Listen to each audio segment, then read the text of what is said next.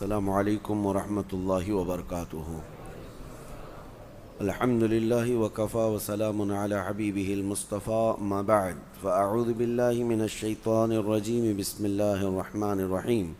ان اللہ وملائکتہ یصلون علی النبی یا ایہا الذین آمنوا صلوا علیہ وسلموا تسلیما۔ اللہم صل علی سیدنا محمد معدن الجود والکرم وآلہ واصحابہ الکرام وابنہ الکریم وبارک وسلم صلاۃ دائمۃ سرمدا ابدا۔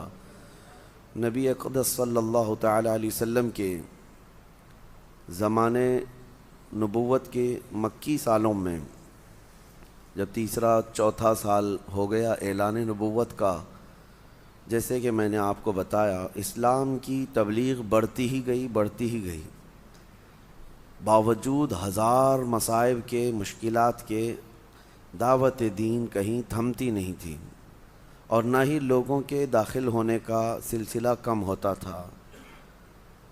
اور نبی پاک صلی اللہ تعالیٰ علیہ وسلم کے صحابہ جو آزمائش کے شکار تھے، اب ایک نئی آزمائش بھی ان کے سامنے تھی۔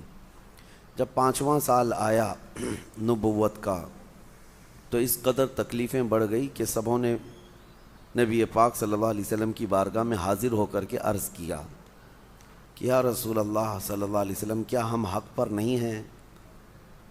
ہمیں اتنا مارا جاتا ہے، اتنی تکلیفیں دی جاتی ہے۔ بعض صحابہ وہ ہیں جن کو آگ میں لٹایا گیا ہے مکہ میں، اور بعض وہ ہیں جن کے ہاتھ، پیر، کان، ناک سب کاٹ کر کے مسلح کر دیا گیا ہے۔ یہ سخت ترین اذیتوں سے گزارا گیا ہے۔ تو صحابہ نے جب یہ سوال کیا، نبی رحمت صلی اللہ تعالیٰ علیہ وسلم نے ارشاد فرمایا، کیوں ہم حق پر نہیں ہیں؟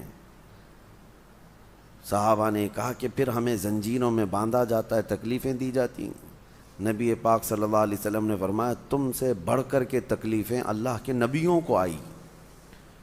جو نبی بن کر کے دنیا میں آئے، ان میں سے کتنے انبیاء ایسے ہیں جن کو یہودیوں نے قتل کیا۔ حضرت زکریا علیہ السلام کے متعلق فرمایا کہ انہیں آری سے کاٹ دیا گیا تھا، بیچ سے لے کر کے نیچے تک 2 ٹکڑوں میں تبدیل کر دیا گیا۔ حضرت یحییٰ علیہ السلام کو ذبح کر کے ان کا سر الگ کر دیا گیا تھا۔ تقریباً 10,000 نبیوں کو ان یہودیوں نے قتل کیا۔ تو نبی پاک صلی اللہ تعالیٰ علیہ وسلم نے جب یہ بیان فرمایا تو صحابہ مطمئن ہوئے، اور پھر یہ ارشاد فرمایا، جس کا جتنے اعلیٰ قسم کا ایمان ہوگا وہ اتنی آزمائشوں سے گزارا جائے گا۔ اور میں یہ بات بتا دوں آپ کو، نبیوں کے ایمان کے برابر کسی کا نہیں، اور پھر اس کے بعد رسول اللہ کے صحابہ کے ایمان کے برابر اب قیامت تک کسی کا ایمان نہیں ہوگا۔ ظاہر سی بات ہے، آج جو ہم آزمائے جا رہے ہیں ان کی تکالیف کے سامنے یہ کچھ بھی نہیں ہے۔ لیکن یہ سلسلہ اس وقت سے چلتا آیا، تو پھر صحابہ نے عرض یہ کیا کہ یا رسول اللہ صلی اللہ علیہ وسلم، ہمارے لیے کوئی راستہ عطا فرمائیں۔ تب حضور اکرم صلی اللہ علیہ وسلم نے سب سے فرمایا کہ تم ہجرت کر جاؤ۔ ہجرت 2 ہوئی ہیں، ایک پہلی ہجرت ہے یہ، یعنی نبوت کے 5ویں سال ہی حضور پاک صلی اللہ علیہ وسلم نے جو ہجرت فرمائی وہ نبوت کا 13واں سال تھا۔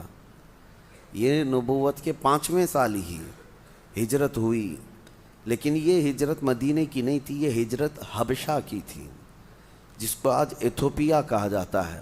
افریقہ کا ایک ملک ہے، وہاں ایک رحم دل بادشاہ تھا جس کو نجاشی کہا جاتا تھا۔ وہ عیسائی تھا لیکن نرم دل تھا، عبادت گزار بھی تھا، اللہ اور آخرت پر یقین رکھنے والا، لیکن مذہباً عیسائی تھا۔ تو صحابہ کرام کو حضور صلی اللہ تعالیٰ علیہ وسلم نے ارشاد فرمایا کہ تم سب یہاں سے ہجرت کر کے حبشہ چلے جاؤ، حبشہ کا جو والی ہے، جو بادشاہ ہے، وہ نرم دل ہے، وہ تمہیں پناہ دے گا۔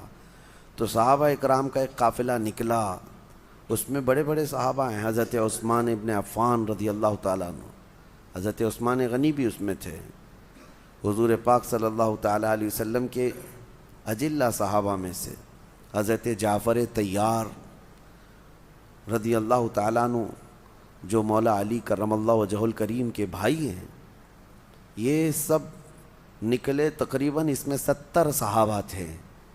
یہ پہلی ہجرت ہوئی. یہ سب مکہ چھوڑ کر کے نکل گئے.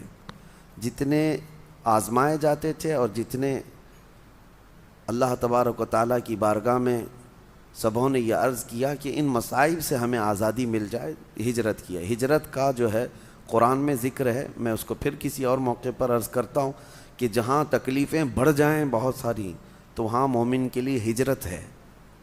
خیر, جب وہ حبشہ پہنچے تو نجاشی کے ہاں وہ رہنے لگے, امن مل گیا.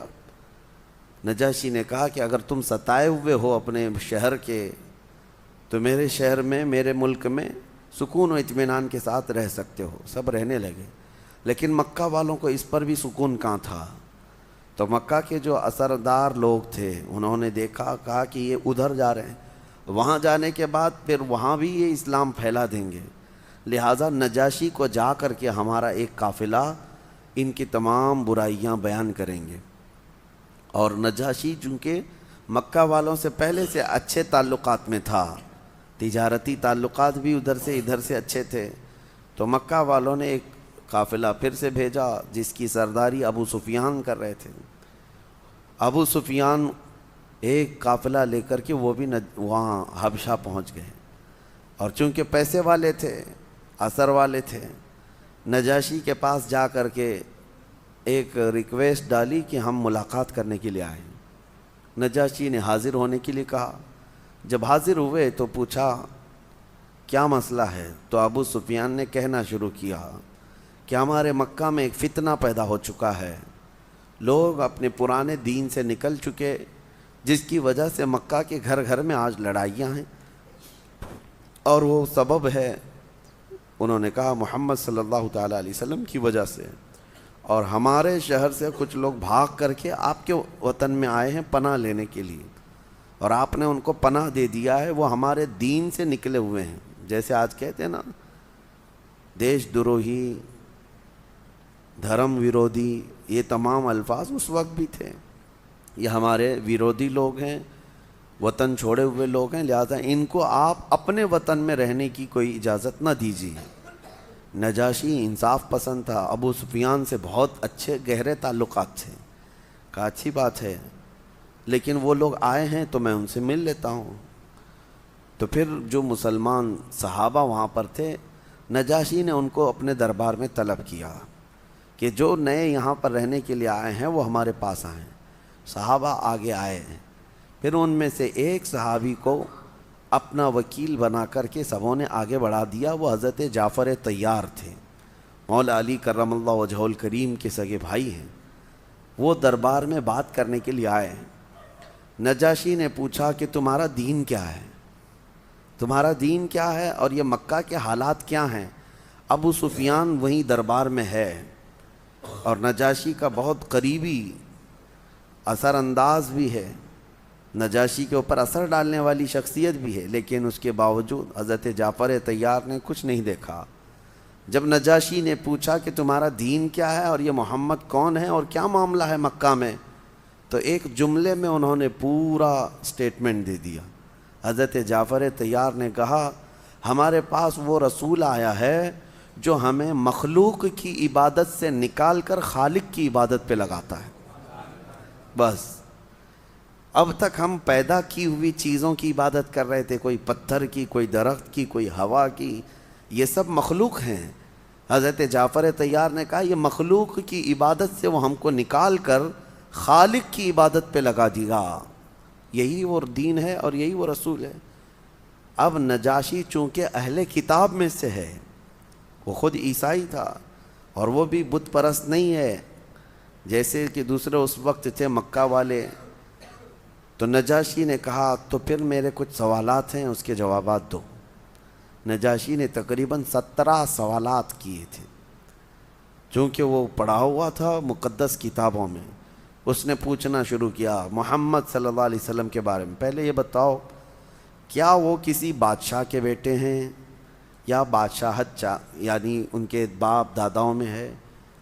تو حضرت جعفر طیار نے کہا نہ ان کے باپ بادشاہ تھے, نہ ان کے دادا بادشاہ تھے, وہ بادشاہ کی اولاد میں سے نہیں.